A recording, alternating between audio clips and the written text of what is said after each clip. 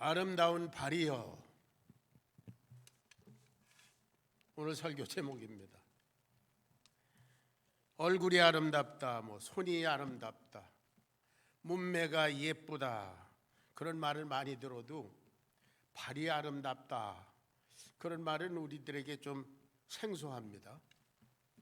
사실 발은 제일 밑바닥에서 우리 몸을 지탱하면서 하루 종일 힘들게 수고하는 부분이지만 왠지 발은 더럽고 냄새나고 그런 지체라고 생각돼서 남에게 이렇게 드러내놓고 쉽지 않은 부분이죠. 그래서 사람들은 가급적이면 버선이나 양말로 발을 가리고 그리고 거기다 구두까지 이렇게 신고 감추게 마련입니다.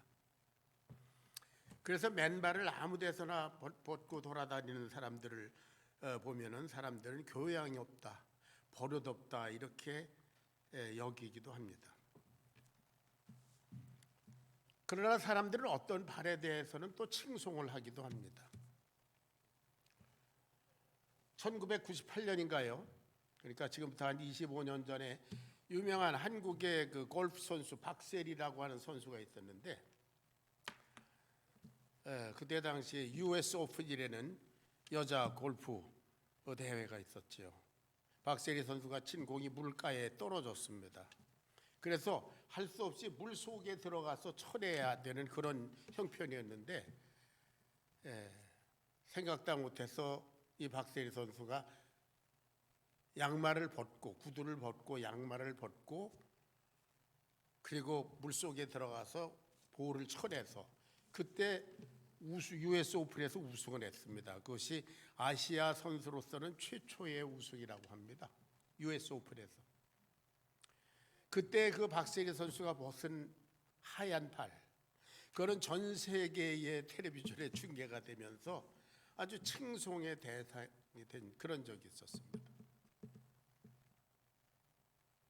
그런가 하면 1984년 로스앤젤레스 올림픽이 열렸을 때 거기에서 유도 무제한급, 우리 동양 선수들은 무제한급에 올라가기 힘들죠. 체구가 작으니까.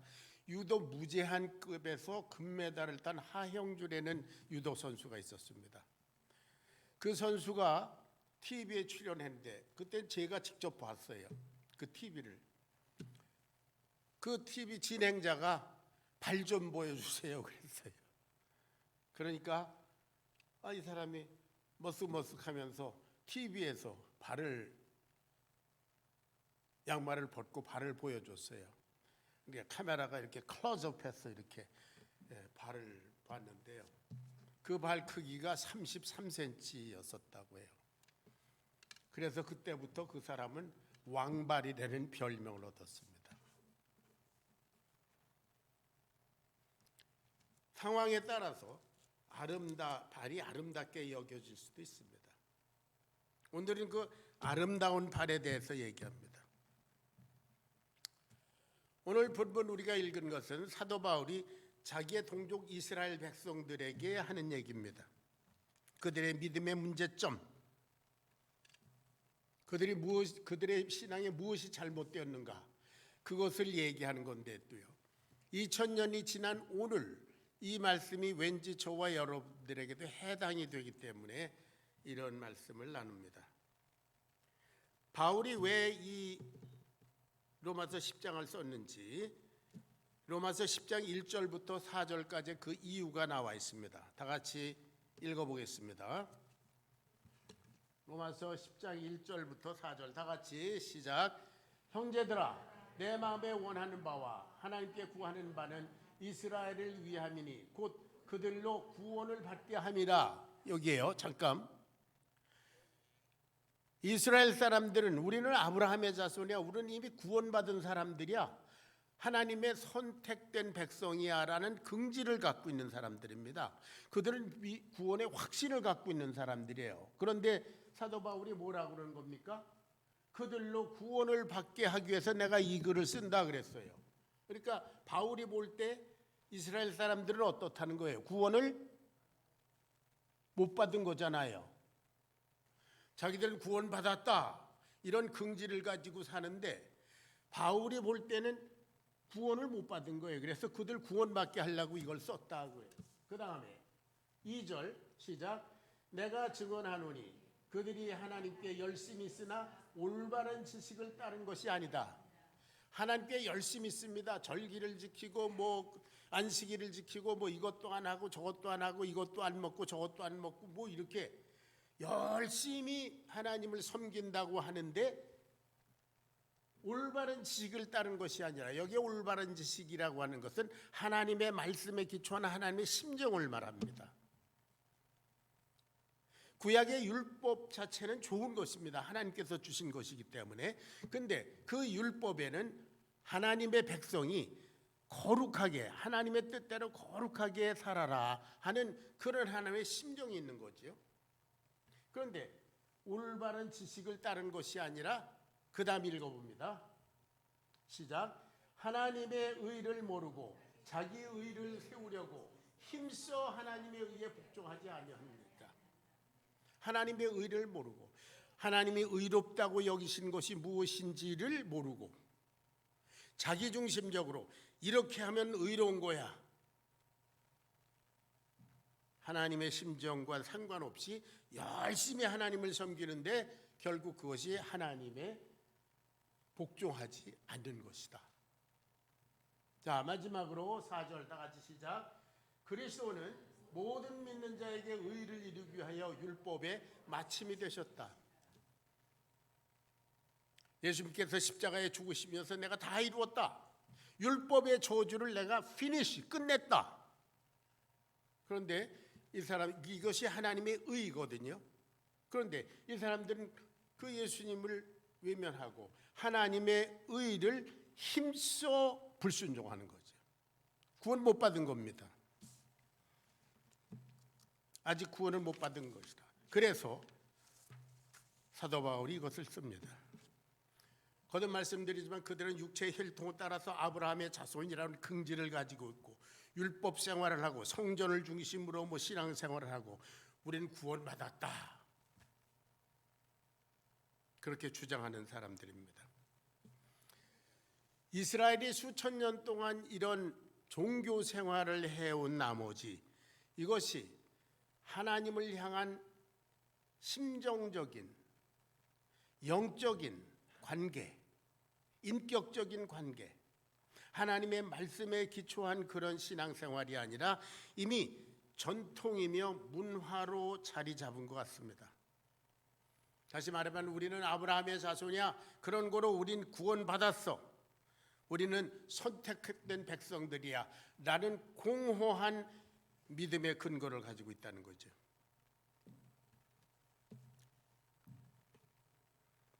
그러나 하나님의 심정에 대해서, 하나님의 말씀에 대해서는 무감각했습니다.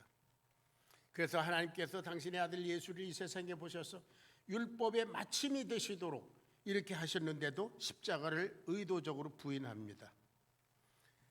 아까 말씀드린 대로 올바른 지식, 하나님의 말씀에 기초한 신앙이 아니라는 겁니다. 자, 9절을 한번 다시 읽어보겠습니다. 본문 9절 다 같이 시작. 내가 만일 내 입으로 예수를 주로 시인하며 또 하나님께서 그를 죽은 자 가운데서 살리신 것을 내 마음에 믿으면 구원을 얻는다. 구원을 얻는 조건이 뭡니까? 내 입으로 예수를 주로 고백해야 된다. 그러니까 예수님을 내 인생의 생명의 구주, 내 모든 죄를 위해서 십자가에 죽으시고 부활하신 하나님의 아들이시다. 이제로부터 내 인생은 내 것이 아니라 예수님이 내 인생의 주인이시라고 믿는 자가 구원받는다, 그런 뜻이에요. 아무리 율법 생활을 하고 아브라함의 자손이라는 혈통적인 근거가 있어도 그것이 너를 구원하는 것이 아니다. 예수님을 주로 고백하는, 그렇지 않으면 구원받지 못한다. 다른 말로 하면 자기가 주인이 되었던 삶을 포기하고 자기 생명의 주권을 예수님께 맡기는 것을 말합니다. 예수를 주로 시인하고 이것은 구원받았다, 우리는 아브라함의 자손이다 하는 이스라엘 백성들에게는 말할 수 없는 도전이고 자존심이 상하는 것이었을 겁니다. 그들이 우리는 구원받은 하나님의 자손이야 라고 주장하는 것을 싸그리 무시해버렸기 때문에요. 오늘날 어떤 교회 다니는 사람들에게 예수님 믿으십니까? 그래서 예수님, 예, 믿습니다. 그런 사람에게 당신은 언제 예수님을 영접했습니까? 라고 물으면 얼굴색이 대부분 바뀌어요. 기분 나빠해요. 심지어 어떤 사람은 왜 그런 펄신한다는 걸 물어봅니까? 이것이 참 이상한 풍조예요. 누구든지 만나는 사람마다 저는 습관적으로 물어볼 수밖에 없어요. 예수님 믿으세요? 교회 다니세요? 예. 언제 예수님을 영접했습니까? 그럼 낯색이 확 변하는 게 제가 물어본 사람의 반 이상이 그렇습니다.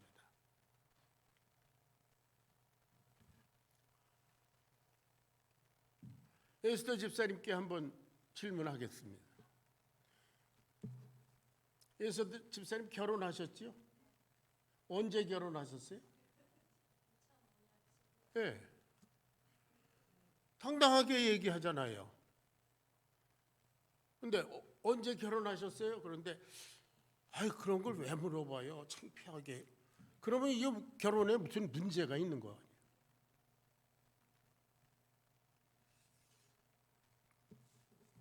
예수님은 언제 영접하셨어요? 네. 감사합니다. 할렐루야. 피아노 반주로 수고하시고 참 감사해요. 박수 한번 해드리십니다.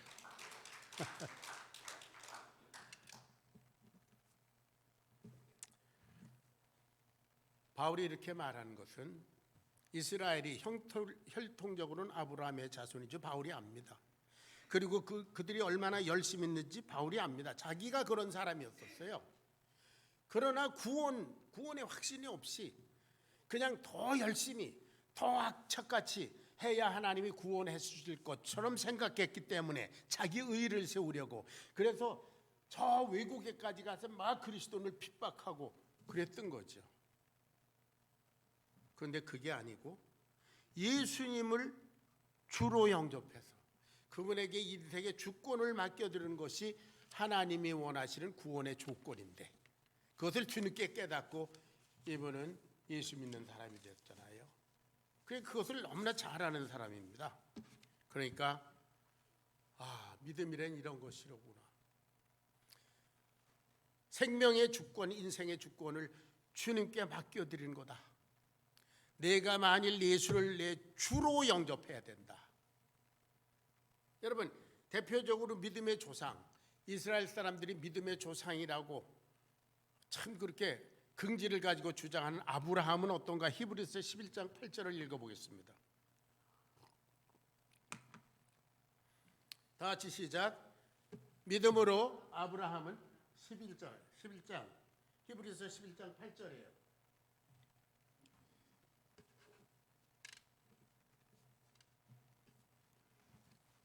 다 같이 시작. 믿음으로 아브라함은 부르심을 받았을 때에 순종하여 장래의 유업으로 받을 땅에 나갈 때 갈 바를 알지 못하고 나갔습니다. 창세기 12장에 있는 말씀이잖아요. 여호와께서 아브라함에게 이르시되 너는 본토 친척 아비 집을 떠나 내가 이때까지 조상 대대로 살아오던 땅을 떠나 내가 내게 지시할 땅으로 가라. 아직 지시 안 했습니다. 앞으로 지시할 테니까 무조건 떠나라. 그랬을 때 아브라함은 갈 바를 알지 못하고 어딘지도 모르고 하나님께서 앞으로 지시해 주실 것이다 라고 믿고 무작정 무턱대놓고 떠났어요.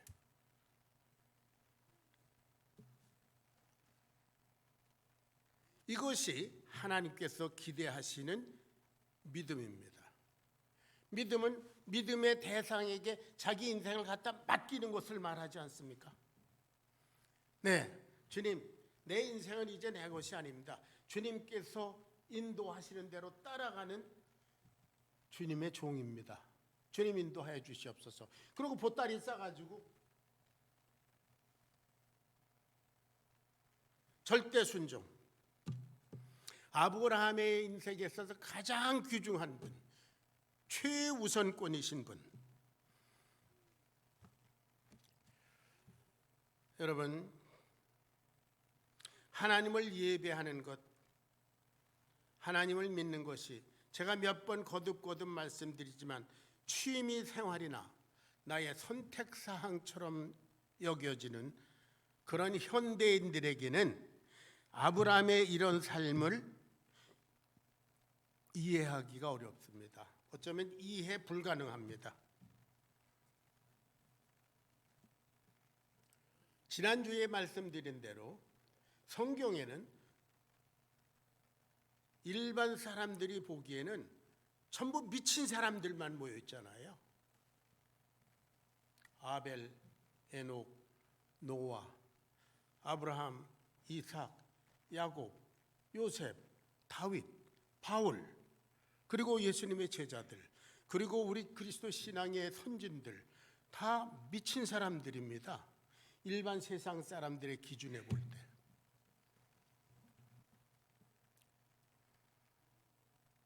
저는 1972년에 예수님을 처음 믿을 때에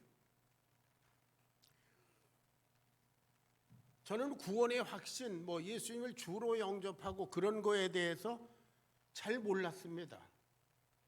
이제 8월 달이 되면 나하고 처음 성경 공부를 한 1대1로 성경 공부를 한 어떤 목자님이 여기 방문하실 거예요. 그래서 8월 13일 주일에 여기 와서 말씀을 전해주시라고 이미 부탁했는데요. 그분하고 처음 성경 공부를, 창세기 공부를 할 때 난 구원의 확신 이런 거 모르고 있었어요. 그러나 창세기 1장, 2장, 3장 공부하고 12장을 공부하는데 아브라함을 딱 보니까 그때 깨달은 게 있었습니다. 믿는다는 것은 이 아브라함 같은 것이 믿는 것이로구나.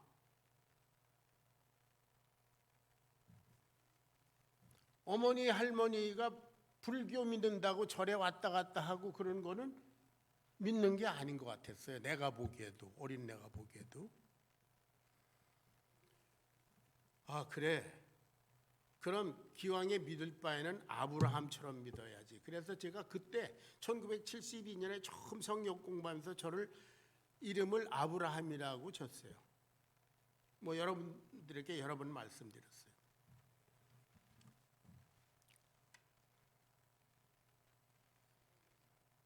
그로부터 10년 후에 제가 교회를 개척하러 나갔는데요.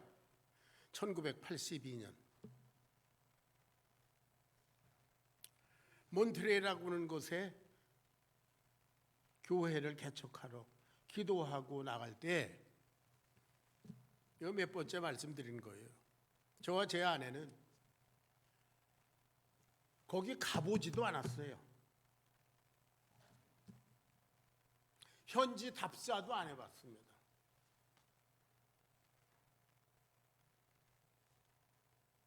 그때 제 목사님이신 김덕명 목사님이 이제 그때는 제가 서리 집사였었으니까 집사, 이 집사 이제 어디로 가서 개척을 하려고 그래? 그래서 문득 한 말씀이, 대답이, 목사님 오란 데는 없어도 난 갈 데는 많습니다. 복음만 있으면 되니까요. 내가 가진 건 이것. 돈도 없고 신학교 학벌도 없고 세상에서 이루어놓은 아무것도 없지만 내가 가진 건 이거 하나뿐입니다. 오라는 데는 없어도 갈 곳은 많습니다. 여러분, 그래서 몬트레이라는 곳이 어떻게 생긴지도 몰랐습니다. 가보질 않았으니까. 그리고 어느 날 집이고 뭐고 다 팔아 없애고 자동차에다 밥솥하고 책하고 이불 보따리 옷 그리고 아들 몬트레이로 그냥 달려갔어요. 갈 바를 알지 못하고 갔습니다. 가슴이 뜨겁고 불타고 기도하면 눈물이 나고 하나님, 나 같은 죄인을 이런 사역에 사용해 주시다니 하나님 감사합니다.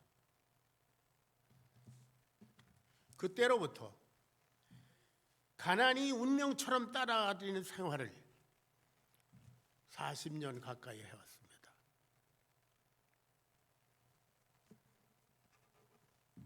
여러분, 거듭 말씀드리지만 이거 여러분 들은 사람 많이 있을 거예요. 그러나 이게 제 자랑이 아닙니다. 하나님이 역사하셨다는 것, 이것이 내 믿음이라는 것. 하나님이 다 하셨습니다. 할렐루야.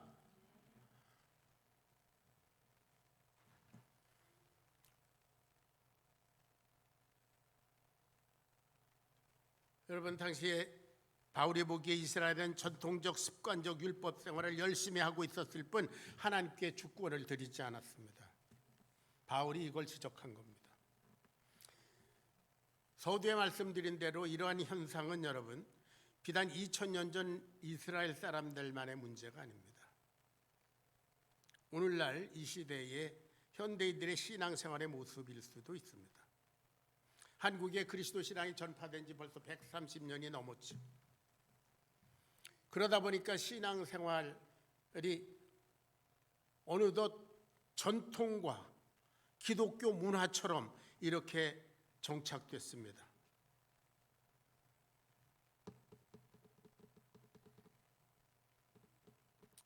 우리 집안은 대대로 기독교 집안이야.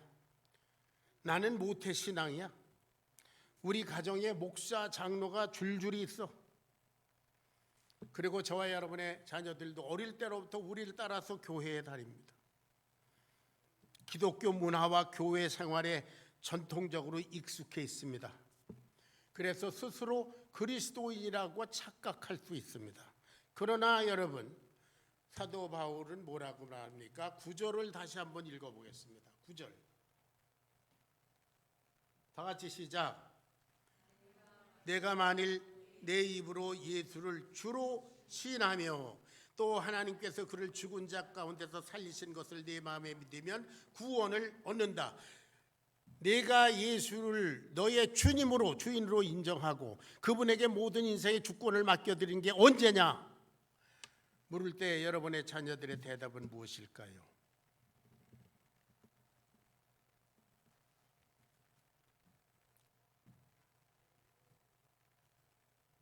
이스라엘 백성들이 하나님께 대한 열심은 있으나 올바른 지식, 하나님의 말씀을 따라 하는 것이 아니기 때문에 그들은 구원받지 못했다고 바울이 지적했습니다. 오늘 본문 말씀의 17절 읽어보겠습니다. 17절. 다 같이 시작. 믿음은 들음에서 나며 들음은 그리스도의 말씀으로 말미암았느니라. 믿음은 행위로 되는 것이 아니고, 믿음은 전통으로 되는 것이 아니고, 믿음은 부모를 따라서 몇십 년 동안 교회를 다녔다고 되는 것이 아닙니다. 믿음은 어디에서 나며? 들음에서 나며, 들음은 뭘 들어요? 그리스도의 말씀이라. 할렐루야. 말씀이 베이스가 되지 않는 신앙, 그거는 다 가짜예요. 여러분, 가짜입니다. 예, 이스라엘 백성들이 이렇게 말씀에 철두철미하고 절기를 지키고 뭐하고 죽도록 열심을 냈는데도 뭐예요? 사도 바울은 너희들 구원 못 받았어잖아요. 오늘도 마찬가지예요. 열심히 교회를 따라다니고 예배드리고 뭐하고 그랬어도 그리스도의 말씀에 기초해서 예수님을 주님으로 영접하고 그분에게 인생의 주권을 맡겨드리고 절대 순종하지 않는 한 구원 못 받습니다. 그 얘기입니다.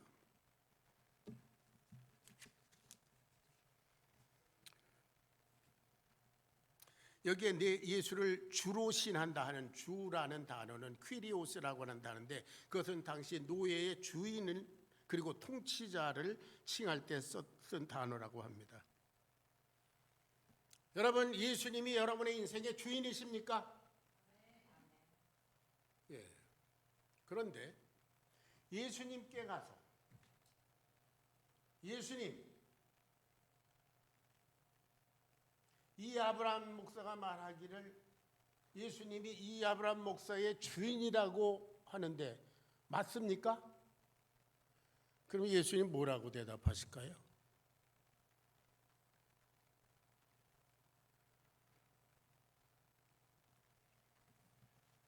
어느 정도 확실해야 돼요? 유대인 집사님, 부인이 누구예요? 유대인 집사님, 황재임 집사님 남편 맞습니까? 아직도 확신이 없으면 이거 애를 둘씩이나 낳고 사는데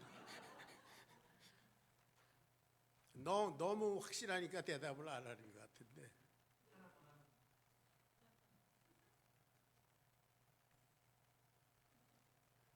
지난번 제가 박예자 집사님한테 질문을 드렸는데 오늘은 누구한테 질문을 할까요?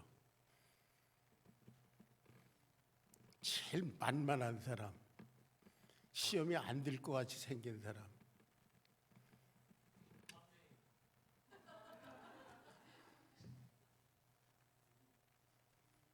예수님께 제가 가서 예수님, 황재임 집사님이 예수님이 황재임 집사님의 주님이라고 부르던데 맞습니까? 그러면 예수님 뭐라고 그러실까요?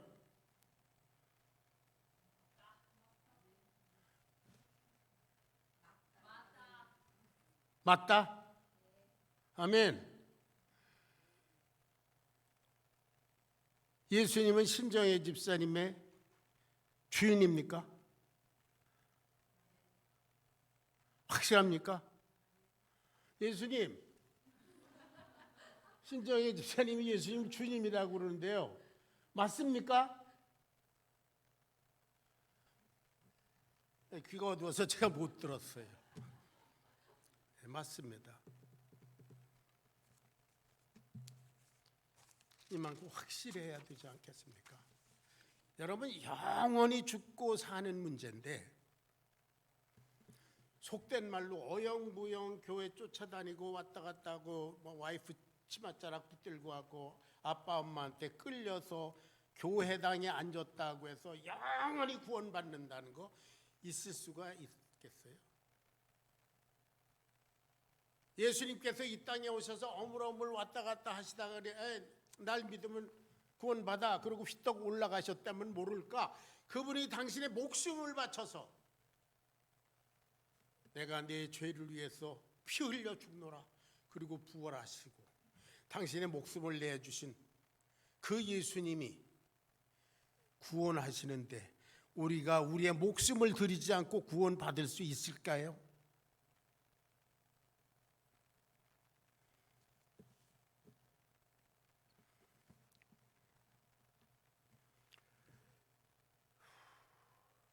자, 저는 이제 말씀을 마치겠습니다.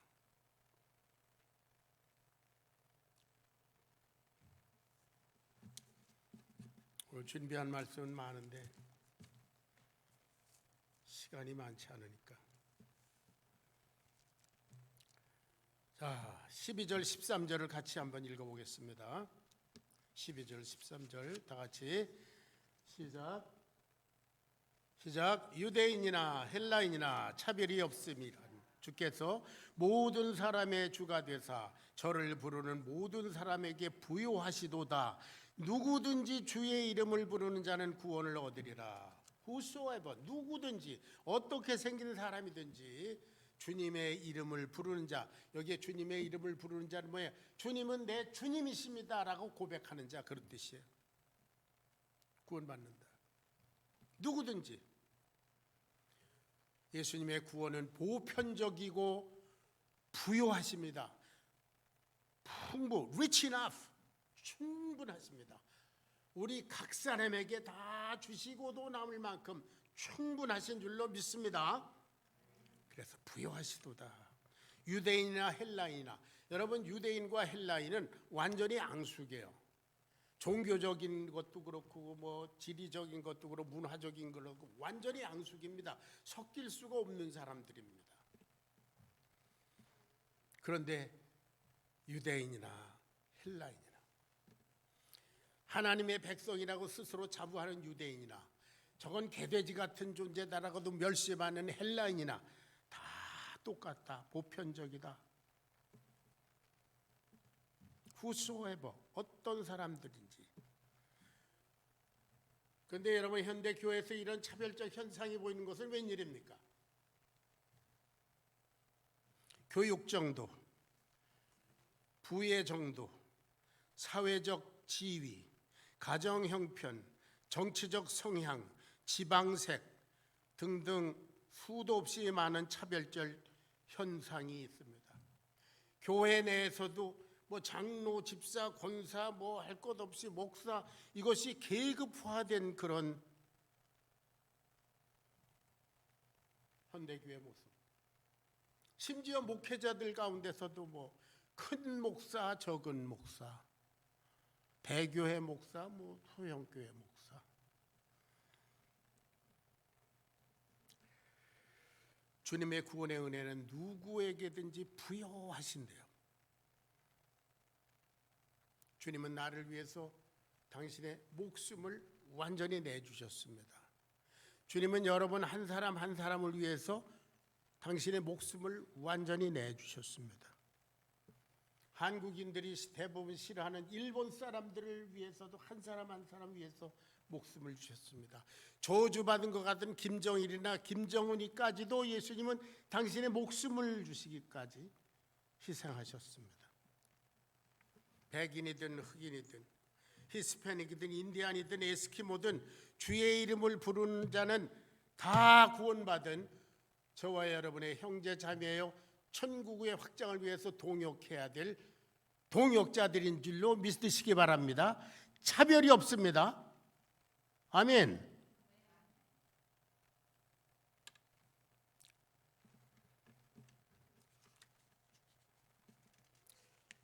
자, 사도 바울은 이제 마지막으로 전도할 것을 이렇게 권면합니다. 자, 13절로부터 15절까지 우리 같이 읽어보겠습니다. 13절부터 15절까지 13절로부터 15절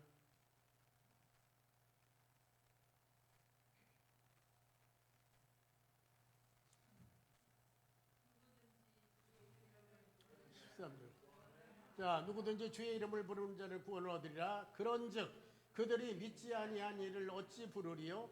듣지도 못한 이를 어찌 믿으리요? 전파하는 자가 없이 어찌 들으리요? 보내심을 받지 아니하였으면 어찌 전파하리요? 기록된 바 아름답도다. 좋은 소식을 전하는 자들의 발이여 함과 같으니라. 여러분 다시 보세요. 믿지 아니하는 이를 어떻게 부르리요? 모르니까 믿지 않습니다. 듣지도 못한 일을 어찌 부르려? 듣지 못하니까 믿지 못하죠. 전파하는 자가 없으니까 듣지 못하죠. 보내심을 받지 않았으면 전파 안 하죠. 이 말은 무엇입니까? 믿음이 있으려면 보내심을 받은 자가 있어서 전파해야 되고 하나님의 말씀을 들려주고 그리하면 믿게 되고 주의 이름을 부르게 된다. 거꾸로 그렇지 않습니까? 우리들 믿는 사람들에게 주어진 것은 무엇입니까? 전파하는 자, 보내심을 받은 자입니다. 여러분 2000년 전 예수님께서 이미 말씀하셨어요. 그 유명한 The Great Commission, 위대한 사명. 그러므로 너희는 가서 모든 족속으로 제자를 삼아 아버지와 아들과 성령의 이름으로 침례를 주고 내가 너희에게 분부한 모든 것을 가르쳐 지키게 하라. 2000년 전에 오늘을 사는 저와 여러분에게 이미 보내심 명령을 주신 줄로 믿습니다. 우리들은 전파자입니다. 전도자입니다. 여러분 전도는 우리 구원의 확신의 외형적인 표현입니다.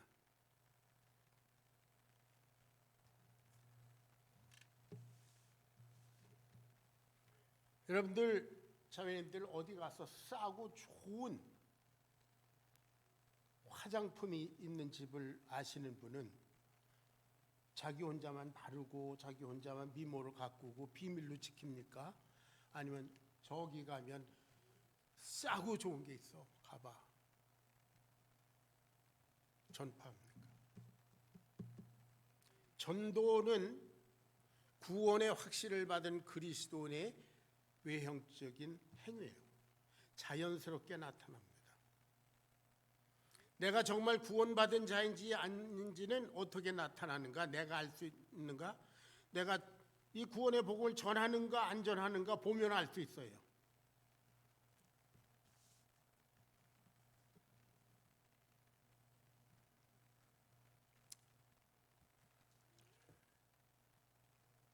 주님께서 복음을 품고 전하러 가는 전도자들의 발이 정말 아름답다 그러셨어요. 복음을 품고 예수를 품고 그것을 전하러 가는 자, 그 발걸음이 얼마나 아름다운가. 여러분, 제가 서두에 말씀드렸습니다. 박세리의 발, 하형주의 발, 그 사람들은 금메달을 땄기 때문에 그 발이 칭송을 받고 아름답게 보여줬어요. 근데 여러분, 전도자의 발은 꼭 금메달을 따야 되는 것은 아닙니다. 주님 말씀하셨어요. 복음을 들고 산을 넘어가는 전도자의 발이 얼마나 아름다. 복음을 들고 예수님을 품고 전도하러 가는 그 발걸음 자체를 하나님이 아름답게 보시는 줄로 믿으시기 바랍니다. 그 다음에는 믿든지 안 믿든지 그 다음에는 그 사람의 문제예요. 주님은 저와 여러분에게, 저와 여러분이 품고 있는 예수, 그 복음을 가지고 누구에겐가 그러므로 너는 가서 불신의 세계에 가서 복음을 전하기 위해서 걸어가는 그 발길, 그 발을 아름답게 보신다.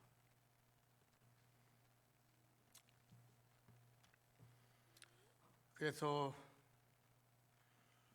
우리는 정말 구원의 확신을 가진 하나님의 자녀들이라면 가장 가까운 곳으로부터, 우리 배우자들로부터, 자녀들로부터, 부모로부터, 가장 가까운 친구 중에 믿지 않는 사람으로부터 구체적으로 현실적으로 전해야 하는 줄로 믿으시기 바랍니다.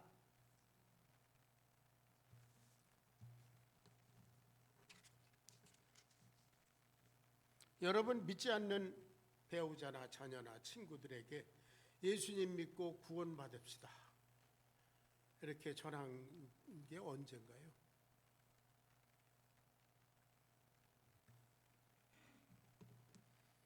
여러분이 말해서 가정에 불화가 날 것 같고 그러면 교회 가서 한번 들어봅시다. 그렇게라도 초청하세요. 그러면 요새 사람들은 교회 가자 그러면 교회 가면 발목 잡혀. 그래서 안 오려고 그래요. 그러면 그래요. 한 번만 갑시다. 이번 한 주만 가고 안 와도 돼요. 이번 한 주만 갑시다. 여러분, 그때 저를 통해서 전해지는 말씀을 가지고 그가 예수님을 믿게 될지 여러분이 어떻게 알아요? 알 수 없습니다. 우리는 사도 바울과 같이 그 악독한 사람도 가다가 햇빛을 보고 사울아 사울아 어째 네가 나를 핍박하느냐, 그 한마디 듣고 고꾸라졌어요. 한혜정 집사님, 김성희 집사님한테 이 아브라함 목사가 그런데 하루만 왔다 가시래요. 그렇게 모시고 오세요. 그날 예수님을 믿게 될지 누가 압니까?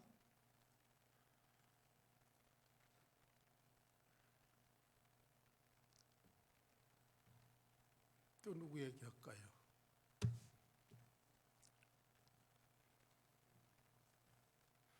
여러분 이제 전도할 대상이 없다 그러면 젊은 분들은 애를 낳아서라도 전도하시고요. 독신인 분들은 결혼을 해서라도 복음을 전하시기 바랍니다. 한 영혼을 찾아서 예수 그리스도의 심정을 가지고 복음을 품고 걸어가는 저와 여러분의 발걸음이, 그 발이 하나님 보시기에 얼마나 아름다운고, 주여 복을 주시옵소서 라고 애절복통하지 말고 복음을 가지고 걸어나가는 발길을 주님께서 마음껏 축복하실 것을 믿으시기를 축원합니다. 하나님께서 감탄하십니다. 복음 들고 산을 넘는 자들의 발길이 얼마나 아름다운가. 아름답도다 좋은 소식을 전하는 자들의 발이여. 기도하시겠습니다. 고마우신 아버지, 불충한 저희들을 오늘까지 참으시고 기다리시는 아버지 앞에 죄송한 마음으로 기도드립니다. 저희들이 주님을 저희의 인생의 주인으로 마음에 품고 있습니다. 주님의 복음을 품고 있습니다. 이제 가서 주님의 복음을 전하겠습니다. 주님께서 기뻐하시는 일을 위해서 남은 저희들의 생애를 바쳐드립니다. 주님, 아벨의 제사와 같이 연락하셔서 하나님의 영광을 드러내 주시기를 간절히 기도합니다. 예수님의 귀하신 이름 받들어 기도합니다. 아멘.